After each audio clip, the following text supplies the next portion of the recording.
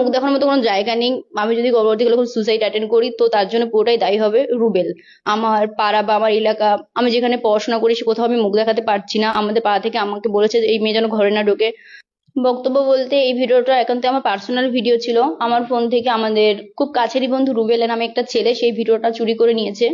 নিয়ে দীর্ঘদিন আমাদের ব্ল্যাকমেইল করেছে। ব্ল্যাকমেইলের আমরা যখন শিকার হইনি, তো এখন আমরা দুজন অন্য জায়গায় কাজ করতে যখন চলে এসেছি তখন ওই ভিডিওটা পোস্ট করে দিয়েছে। তো আমরা ভাবতেও পারিনি ভিডিওটা সে পোস্ট করবে। শফিকের সঙ্গে তোমার সম্পর্ক কি? আমরা রিলেশনশিপে আছি। কতদিন থেকে আছো? সামথিং 1.5 বছর। ভিডিওটা কতদিন আগে করা? 1.5 বছর আগেকার।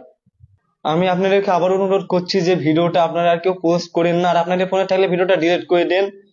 আর আমাকে কেউ ইনস্টাতে এবং ফেসবুকে বাজে বাজে কমেন্ট করবেন না, আর কোলাবরেশন তো করবেনই না। আমার নিজেরই খারাপ লাগছে ভিডিওটা, কারণ আমি তো ভুল করেছি। আর আপনারাও আমার এই ভিডিওটা বেশি বেশি করে শেয়ার করে ভুল করছেন।